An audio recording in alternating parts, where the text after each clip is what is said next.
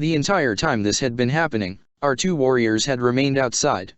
They had run to the entrance of the pathway out of the canyon and positioned themselves for attack, as mentioned.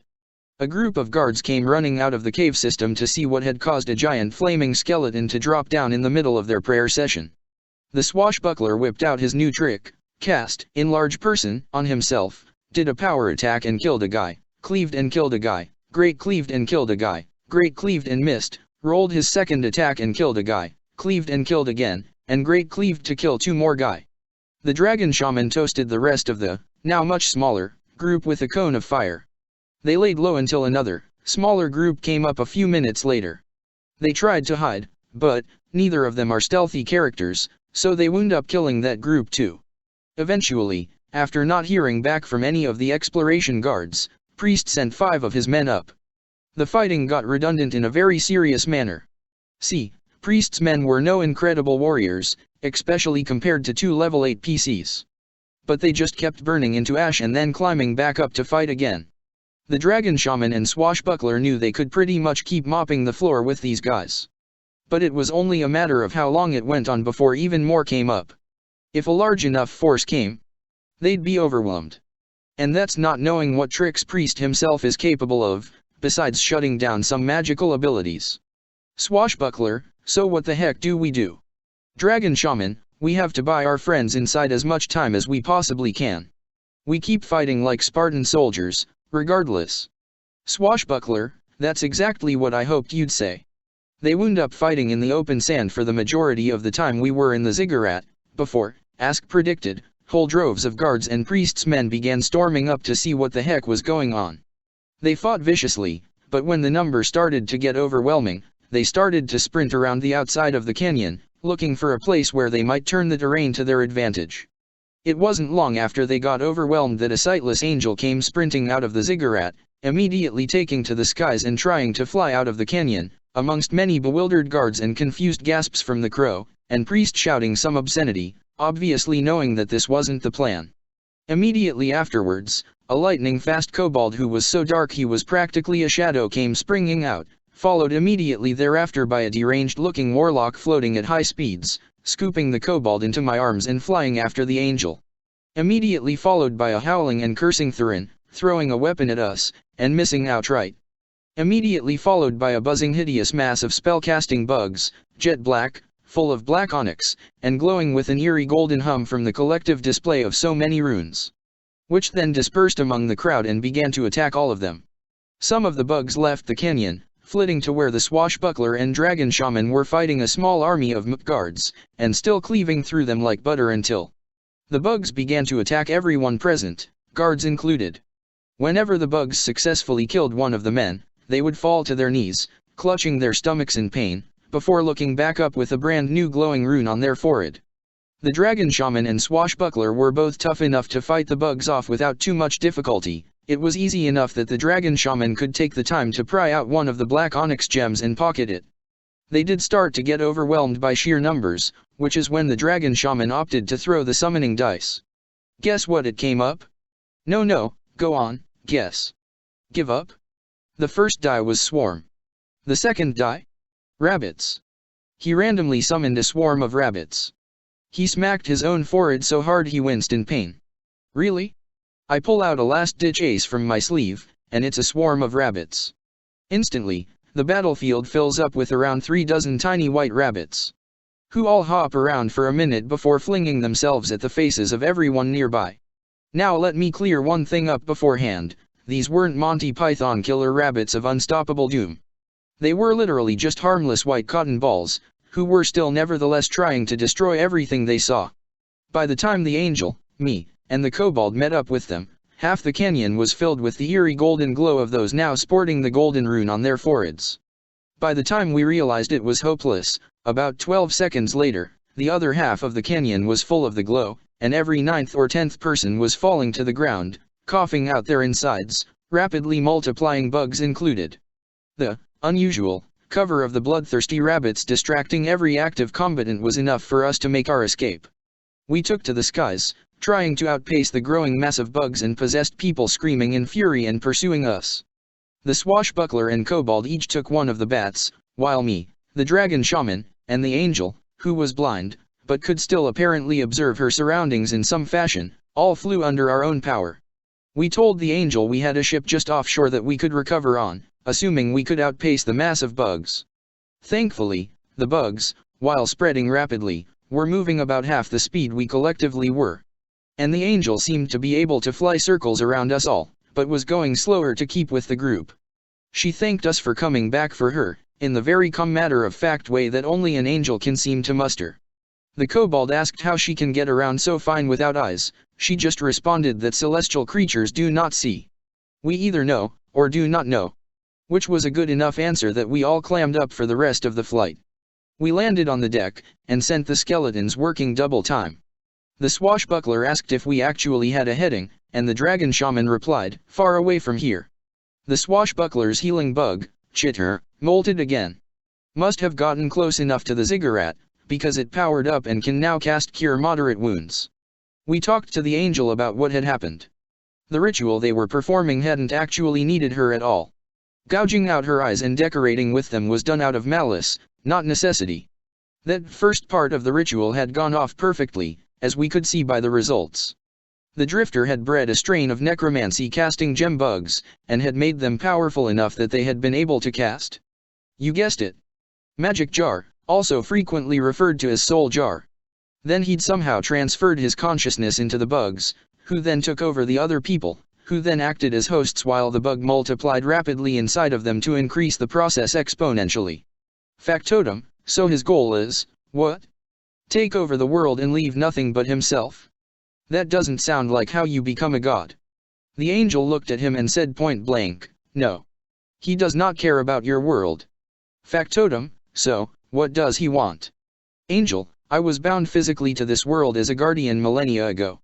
Once he had become the ultimate parasite, he was going to infect me. Factotum, and angel, and then we would return to heaven. We all stopped for a minute to take that in. Dragon shaman, so he was going to use you to wrench open a path into heaven and then, infect it? That's how he was going to become a god. By infecting a god. The angel just nodded. Factotum, so, then, it's in our best interests to keep you as safe and hidden as possible. Me, I think we should kill her. Dragon shaman, what the hell, okay, we just went way past the gray area of heroics and screaming into pointless evil. Really? Kill the angel? Really? Me, damn right, kill the angel. If she's dead he can't hitch a ride in her. Angel, she is absolutely correct. We all stop and stare at her. Dragon shaman, but that's blatant evil. Angel, destroying a celestial creature is an evil act under any and all circumstances, correct. Dragon shaman, but we should kill you. Angel, long pause, I am unable to advocate the performance of an evil act under any circumstance, by my very nature.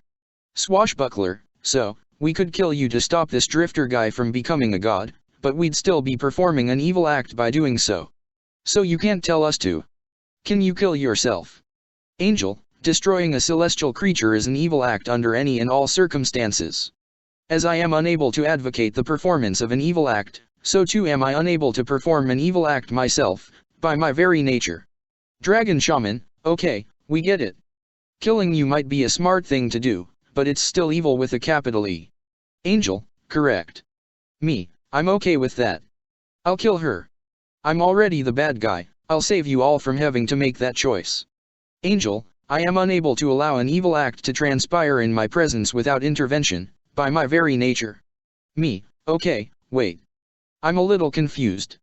Angel, if you attempt to perform an evil act, I am obligated by my very nature to destroy you in opposition. Factotum, you can't let us kill you, no matter how good of an idea it might be. Angel, correct. After a long uncomfortable pause. Dragon shaman, are the four of us strong enough to defeat you? The angel replied as flatly, coldly, and as factual as if she were reading a dictionary entry, yes. So after that, deliciously warm and friendly conversation, the dragon shaman admits that, maybe I was onto something. But even if I am, he doesn't have the conviction to go through with it as long as any other course of action exists. The other two agree, but we're putting murder a being of pure light and goodness as plan B. If we're in such dire straits that nothing else can be done, that little plan is going to be trotted out and re-examined.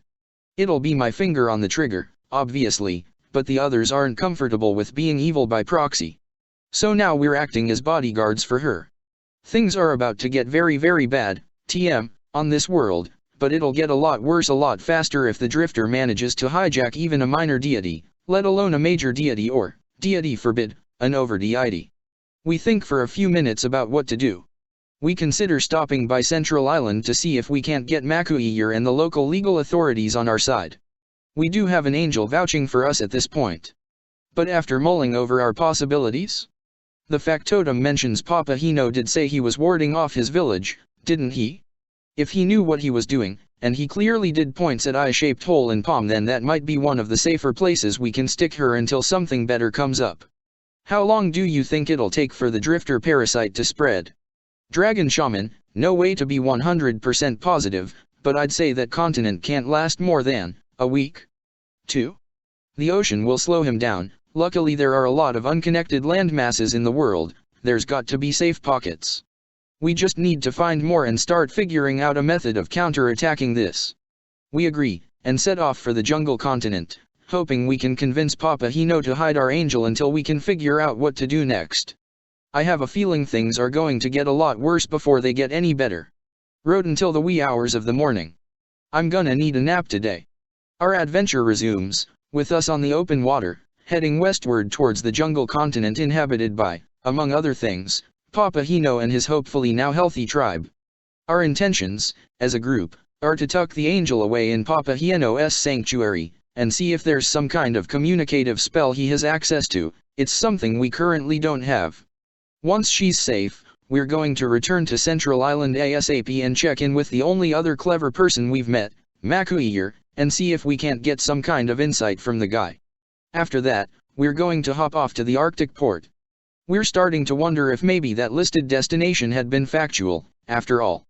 Might explain the mystery man, whoever he is.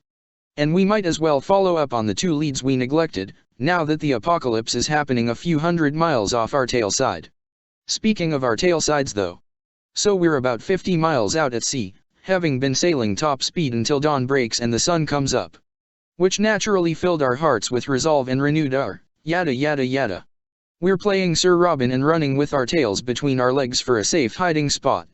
We're moving along as fast as our sails can take us, which unfortunately turned out to not be fast enough, as we spot something approaching from the direction we just left. We know we're outpacing the mass of bugs by a fair speed, and there shouldn't have been any ships able to catch us outright with our head start. Keep pace with us maybe, but not overrun us. Spot checks reveal nothing other than it being a big mass of blue moving in our direction. And that it's moving very fast. The blue is making it blend into the water enough that we're having trouble getting hard details. So, the 4 of us stand there at the stern of the ship, watching this rapidly approaching something, and scratching our heads like buffoons and wishing one of us had had the sense to purchase one of those piratey collapsible telescopes. Until it finally closes enough distance that the kobold passes a spot check, and the DM sends him a note about what he sees. The kobold chuckles nervously and announces guys? That's a blue dragon. A large-sized dragon. Flying angrily at our ship. We pause, taking in that fact for a moment before running back to the deck and starting to secure things, checking to see what we can use to our advantage in a fight like this. A large-sized dragon is literally 1/4 the size of our ship itself, and the possibility that it could capsize us is very real. It's also definitely way over our CR, which means one of us is probably going to die outright. We help the skeletons swing the ship around. Hard starboard, shouts the Dragon Shaman, to bring our 2 piddly ballistas in line with the dragon's approach. The swashbuckler and kobold both help the skeletons man the ballistas, waiting for it to get into range, while we ask ourselves why in the world this dragon is charging us so furiously. We can't come up with an answer, as we haven't done anything to enrage any of the draconic race. We haven't even seen a draconic creature yet. When it finally flies into range, and we can make it out in better detail. The dragon has a golden glowing rune on its forehead. We all stopped dead in our tracks at that, as the kobold managed to get out. Did it just occur to you guys how much trouble we're actually in? 'Cause it just hit me all at once how bad our situation is. We're in complete agreement. Blue dragons live in the desert. The growing mass of bugs apparently found Big Blue's lair, and successfully infected it. So we're sitting there trying not to think about what else the bugs might be infecting, and what else is going to be hunting us to the ends of the earth, when the dragon starts screaming out at us to hand over the angel, amidst various threats and promises of unimaginable tortures. We asked her if she could outpace the dragon, and she told us flatly that no, it can fly much faster than she can. So we sent her below decks and locked up every entrance as securely as we could.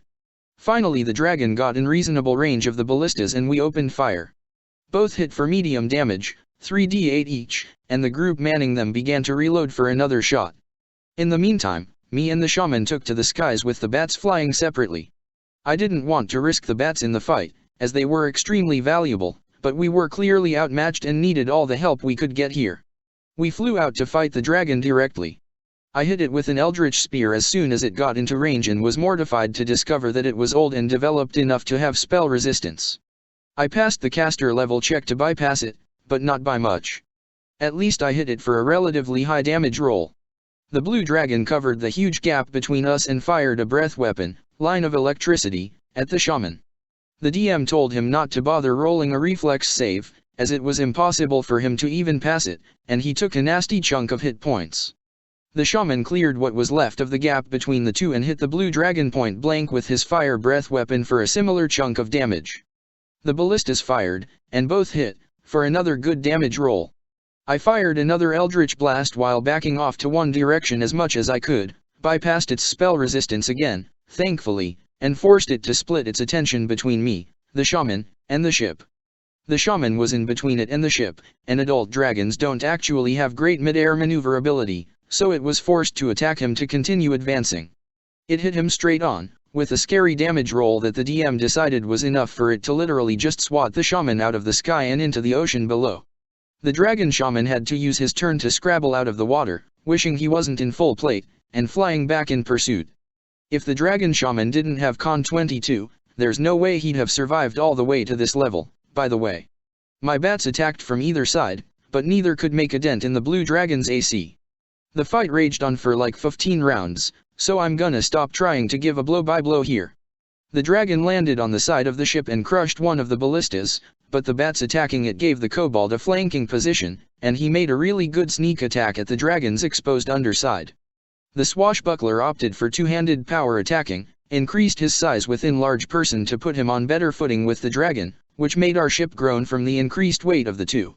The dragon spent a lot of time knocking us around, but it didn't capsize the ship directly like we'd feared. About half the way through the fight, we realized it was because it didn't want to risk killing the angel itself, not knowing where she was below decks. It did attack our rigging, knocking the mast clean over and destroying our sails in the process.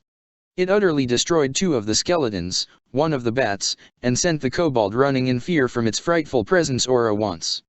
I spent a turn rummaging through my pack of poisons for an ingestible, high DC con damaging poison, handed it to one of the remaining skeletons, and sent it off to fling itself into the dragon's mouth to fight its way down its throat.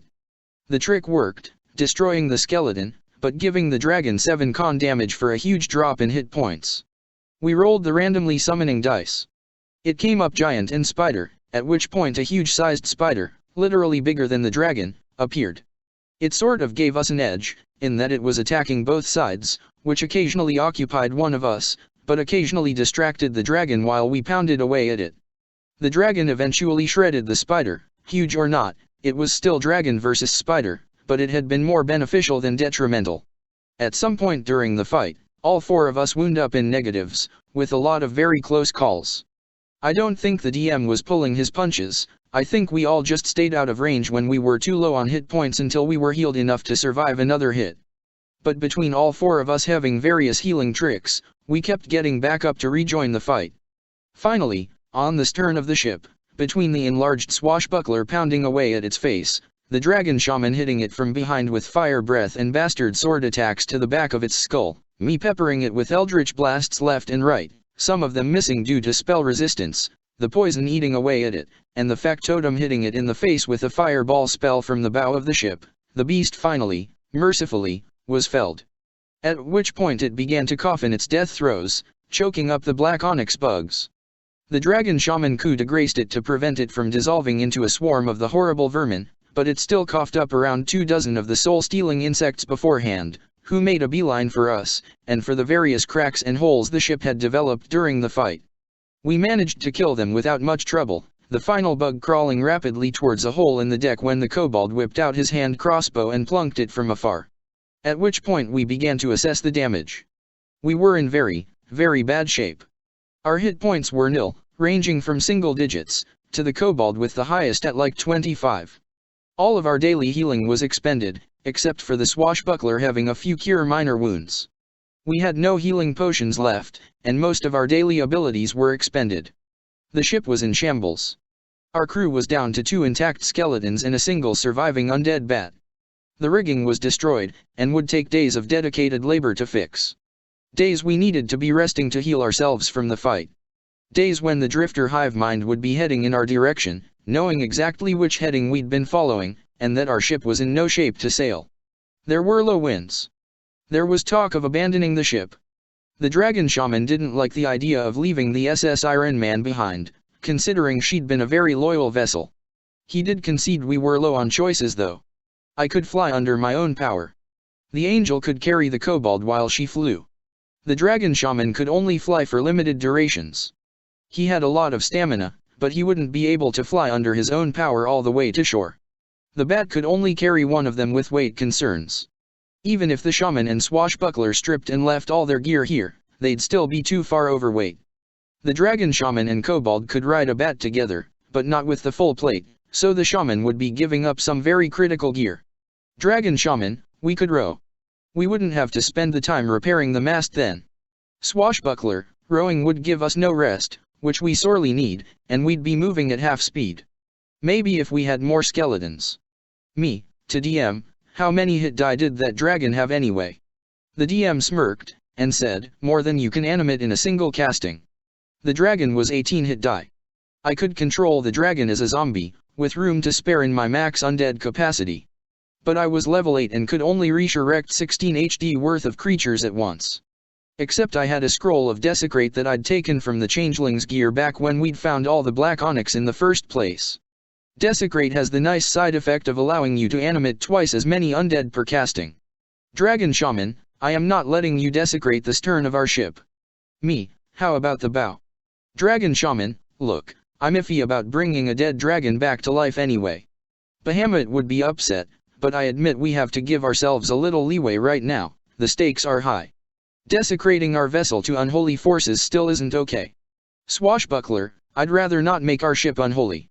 But I'm ready to look the other way, we need an answer here. Factotum, likewise.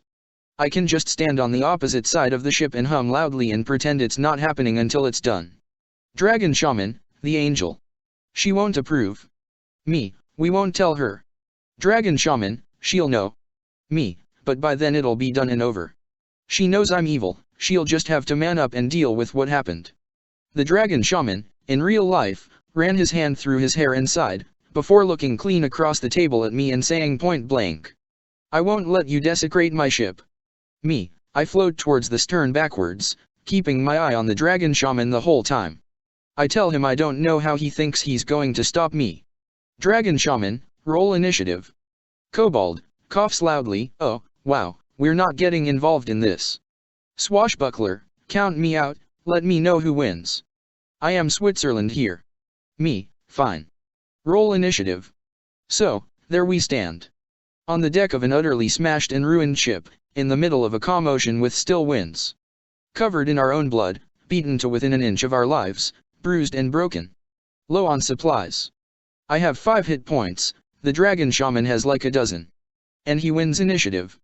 He crosses the deck of the ship until he's adjacent, and readies an action, taking a deep inhale and telling the DM that he's ready to torch me with his fire breath if I so much as twitch aggressively. I sat in silence for a bit, thinking of my next move. His fire breath is 4d6. I have 5 hit points. If you roll all ones, I'll survive to hit you with an eldritch blast. Dragon shaman, if I roll all 4s, you'll instantly burn to death. Feeling lucky. I think for another minute and sigh. Okay. I won't desecrate your ship. Combat ends, everyone looks relieved. I fly over the dragon corpse and start pushing it off the back.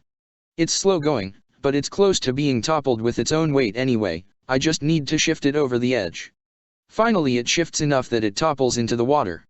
I float over on top of it and pull out my desecrate scroll. Dragon Shaman, excuse me. I'm not desecrating your precious ship. I'll desecrate this little chunk of water I'm floating on, and raise the dragon, and we can all be on our merry way. We can whistle a little tune while we go. Swashbuckler chuckles and shrugs. She's not desecrating the ship. You can still go kill her out of spite, I guess. The Dragon Shaman sighs and shakes his head. Agrees. The ship's not tainted with evil, my actions are my own. If I want to make my own redemption that much further away, then so be it. So be it. So the ship floating off a ways, I UMD the desecrate scroll and make the surrounding area pulse with unholy negative energy, yada yada yada. Fortunately the dragon corpse floated long enough for me to get off the scroll, stuff its face full of black onyx, and reanimate it. So me and my new, very powerful, blue friend fly up to the deck of the ship, and we begin rediscussing strategy. I was just figuring on having an extra flying mount to chariot us all away, but the kobold had a remarkably amazing idea. Chain it to the bow of the ship and have it pull us. The dragon is strong enough that even carting our ship and crew behind it, we'll be moving at easily 5 times our normal sailing speed. And that's not reliant on winds, and it's non-stop. It'll fly all night and all day. We'll still need to take turns at watch, to make sure it doesn't keep dragging us straight onto dry land, but it'll be a remarkable upgrade. The DM even gave us a golf clap. He hadn't expected us to do anything like this, but was impressed that we'd turned such a horrible situation into an improvement over our normal standings. He even confessed that he expected 1 or 2 of us to die distracting the dragon while the others escaped. And if we sailed, or flew, or off we got dragged. Yeah, that one sounds right. Off we got dragged. The rest of our travel was plagued with the most horrible weather we'd encountered to date. It became hard to tell the difference between day and night, the cloud cover was so dark.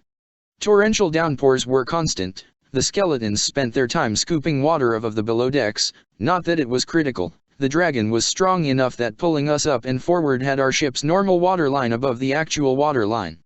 Lightning cracked and thunder rolled, and cyclones and maelstroms sprung up on all horizons.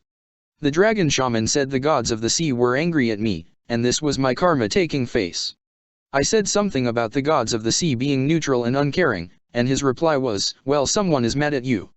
Despite the storm, the dragon serving as our undead engine turned the several weeks later journey into several days later, which was good, because time was definitely not on our side.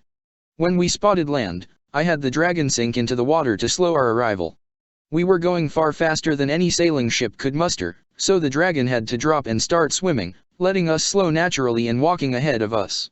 When we reached the entrance to the river, and the lazy local port master came out with a smile and a wave, saying something about the plague clearing up right after we left.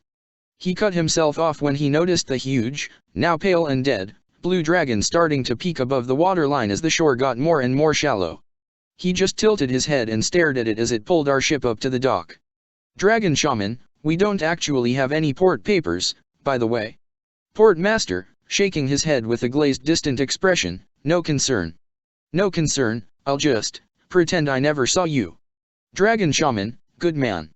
So we made it to Papa Hieno's area. We elected to just leave the ship floating in the water, and gave the blue dragon and skeleton orders to kill anything that tampered with the boat while we headed further inland to the village with the perfectly willing to follow our lead, Angel in tow. When we were almost there, just before we could actually see the village, we came to some kind of barrier. It didn't look like anything, there was just a point in the trees where we could no longer press on without passing a will save, and then a fortitude save, in quick succession. The save DCS were ridiculously high. I floated up to see if the barrier had some kind of space limit, but no matter how high I went, it was the same thing. It just quietly repulsed us from entering. The angel could cross through it. Whether her saves were just that high, or it was a side effect of being a creature of pure goodness, we didn't know. As soon as she crossed the barrier though, Papa Hino was standing there on the other side, as if he'd been there the entire time. He said no. Ain't no one comin' in the village no more, ya hear? We off limits. I know and ya be bringin' the bird girl, she'll stay. The rest of ya need to be goin' now, ain't no cause for ya bane here. Factotum, we could, really use a place to rest. Resupply a little maybe? Papa Hino just laughed and waves us off. Yeah, be leavin', now. Then he reached over, grabbed the angel's wing and stretched it out, and roughly yanked one of the bigger-looking feathers out of place. The angel didn't flinch. Papa Hino then reached up, plucked out a single one of her hairs, and tied it around the feather, before letting it drift to us from across the barrier. Yeah, be keepin' dat wit, yeah. Dey still be followin' you instead of her now. Now go. De spirits be lettin' ya know if I wantin' ya back ever. Git. The angel didn't say a word, just turned towards the village and began marching away. Papa Hino waited to make sure we started heading back to the ship before doing the same. Kobold, that didn't really set my mind at ease. Swashbuckler, it didn't? 'Cause my first thought here is, wow, that guy knows what he's doing. Me, the angel did seem to trust him implicitly. Kobold, what if he's got her under a charm or something, and is planning to kill her? Me, then we won't have to worry about that at least. So we leave the jungle uneventfully, heading back to Central Island. We half expected Central Island to be destroyed when we got there. The way things had been going with us pulling into dead cities and sneaking to haunted asylums, it occurred to us that it actually been a while since we'd dealt with normal people. We still had the mental wherewithal to disguise our status as the necromancy boat.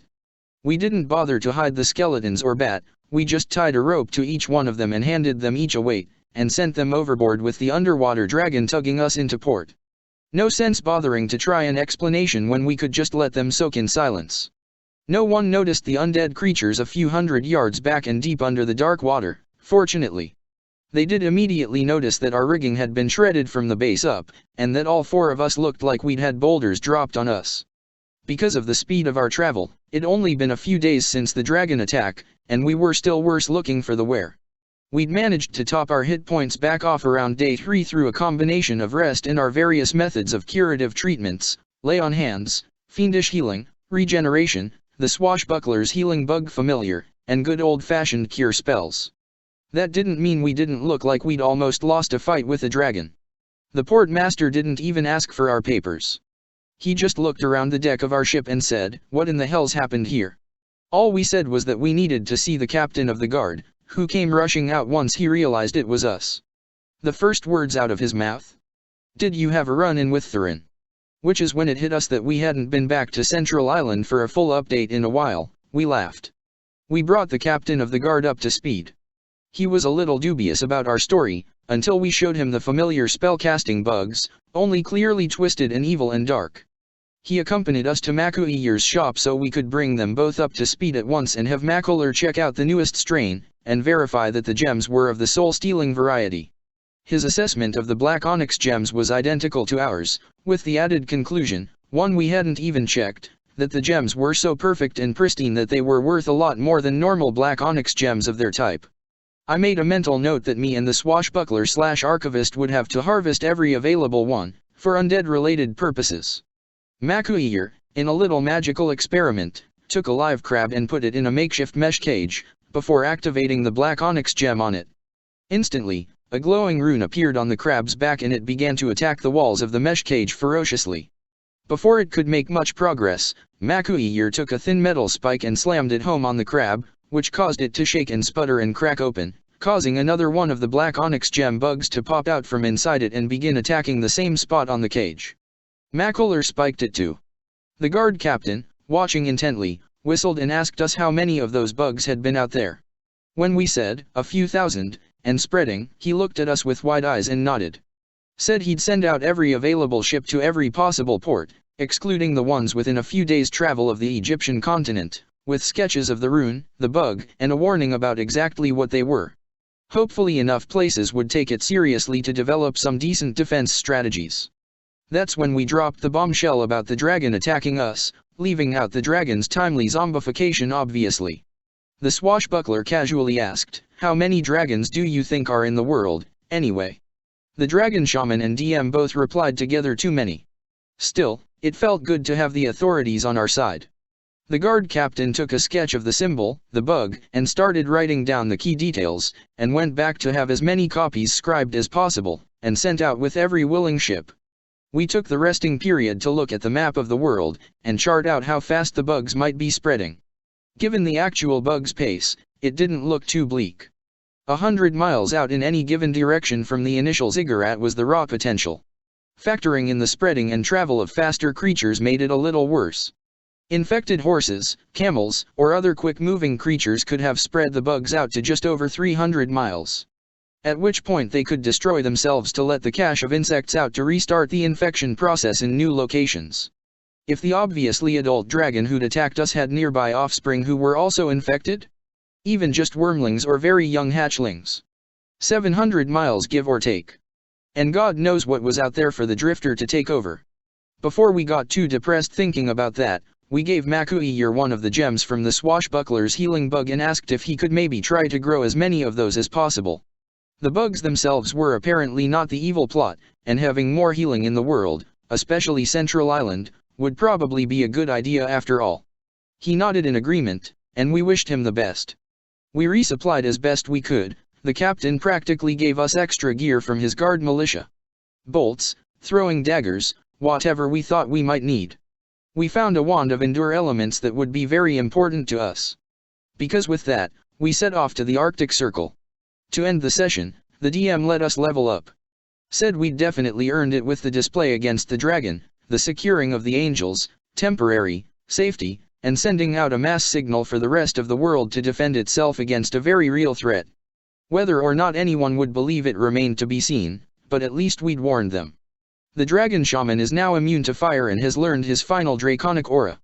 Immunity to fire will be less valuable in the Arctic, probably, but at least it's something handy for the future. The factotum opted to finally take his level in barbarian for the boost to speed, making him even faster and more everywhere. The rage might also come in handy, for the boost to will saves, hit points, and damage. The swashbuckler took another level in archivist, and got second level spells, learned cure moderate wounds and gentle repose. His reason for learning gentle repose? I'm not going to desecrate any areas, but if we find another powerful corpse, I'll just keep it from rotting horribly until one of us has enough levels to turn it into a zombies. Pretty clever.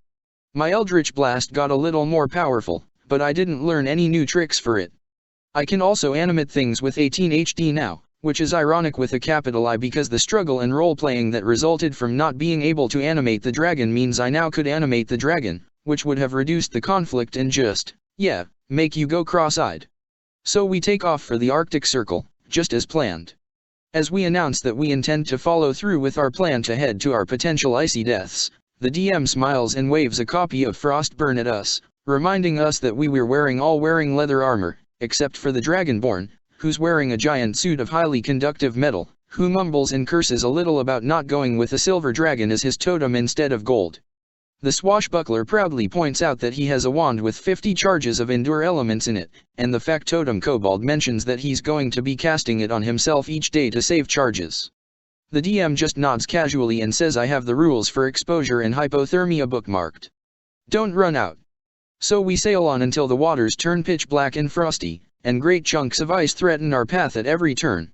The storms that have plagued us ever since I cast Desecrate on the open ocean continue to do so. Maybe it really is bad karma. I definitely felt the brunt of the suffering, as at one point, I actually have to fly up and ride on our blue dragon's head to give it a better guiding hand at navigating the ice, or it would drag us right into huge chunks that would wreak havoc with the SS Iron Man. When I was up there on him, the DM informed me that I noticed he was stiffening up in a very severe way. It hit me that dead bodies don't produce heat, and while a skeleton might be fine in this weather, a zombie won't be. So we would have to expend endure element charges to keep our flying mounts mobile, or we'd be hoofing it through the Arctic ourselves.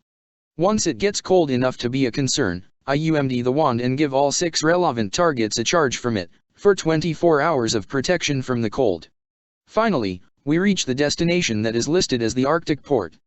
True to what one of the sailors earlier in the campaign told us, there's nothing here.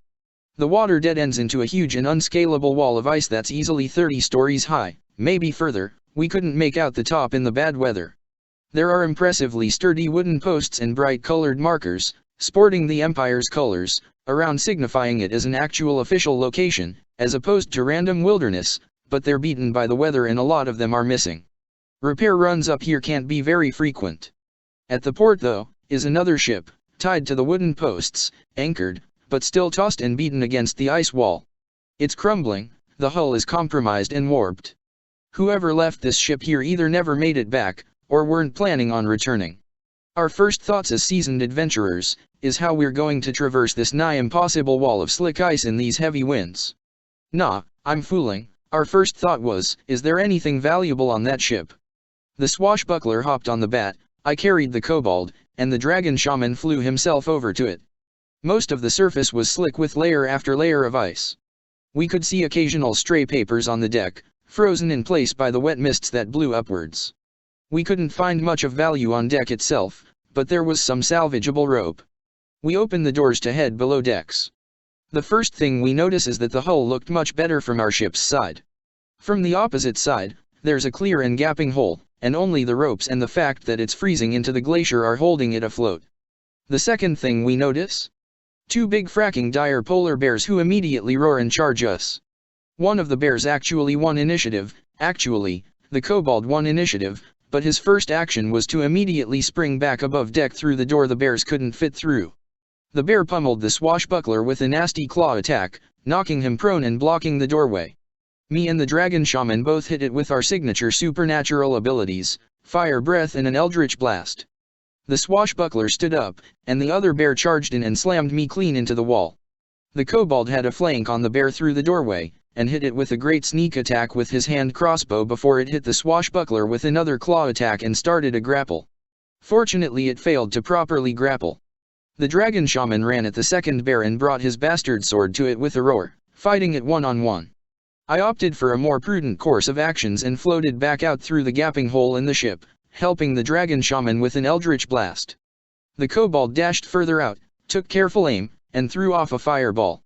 It hurt the bear through the doorway, but not the swashbuckler, who was behind the wall. The swashbuckler did a quick and enlarged person on himself, figuring if the bear wanted to wrestle, he'd wrestle. He grappled it out of spite, and succeeded. The fight pretty much went on like that. In the end, we had some tough moments and took a decent licking. Well, me and the kobold were attacking from range, and were fine, and took out the bears, who had had the audacity to seek shelter in something me and my companion sought to loot. For our troubles, we found a whole bunch of water-damaged supplies, a few intact bottles of rum, a compass, and a whole lot of nothing. I figured, much like with the dragon, if we weren't getting gear we might as well have another fighter/mount on our side. So I reanimated one of the bears as a skeleton. It brought me up to my undead limit, but it seemed a valuable addition to things. Then we head back out into the bitter winds and even bitterer waters to begin contemplating how to get up the ice wall. It's not too difficult, the dragon is strong enough to bear the winds as he flies, so he can take us up one or two, or even all four, at a time and set us down. The greater concern, once we reached the top, was whether we wanted to take the dragon with us. I thought flying over the incredibly deep snow would be a lot faster and easier than trekking through it, and the way I saw it, time was definitely against us. In a grand sense, we needed to be working against the bugs as fast as we could. In shorter terms, we had about a week's worth of endure elements, so we needed to wrap this frozen adventure up as fast as we could and be on our merry way. The dragon shaman rightly pointed out though, that the ship and the dragon were our two most important assets. If anything hurt either one of them, we'd be stranded here. I completely agreed with that line of reasoning, which was why I wanted to bring the dragon with us.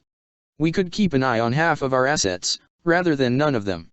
And besides, the dragon could carry all of us by weight, if something did happen to the ship. Dragon shaman, but we already established that all four of us can't ride him without an unreasonable chance of falling off in flight. Me, no, but we could tie some ropes to his legs and let you glide behind him. The kobold could hang onto you too, we could all fit that way. Dragon shaman, wait.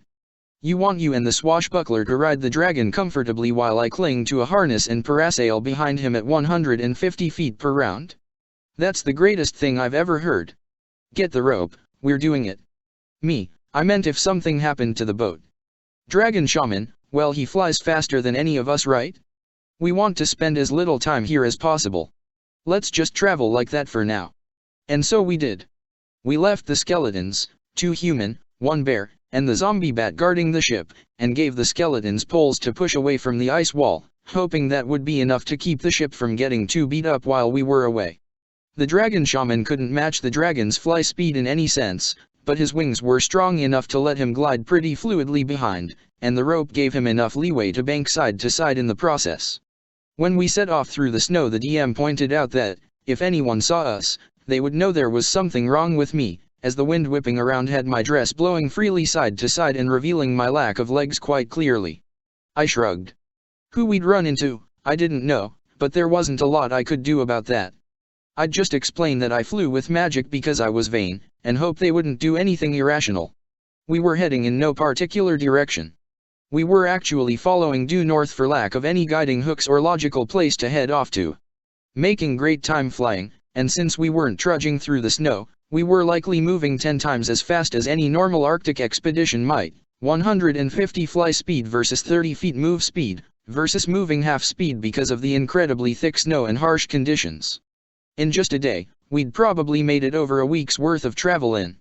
We had to make camp twice still, as we saw nothing relevant in many days' worth of travel. It was winter here in the Arctic, which meant no sunlight. The kobold and I were the guides here, as we were concerned light would bring down undue attention on our party, and the two of us could see in the dark. Around the tail end of the third day though, we started hearing things. The wind was a constant low howl, but this was even lower. A deep, sad, maddening moan echoing through the dark snowy night. It wasn't rhythmic enough to be natural. It was guttural. Intentional. Along the way, the kobold made a spot check to reveal a dark shape under the snow.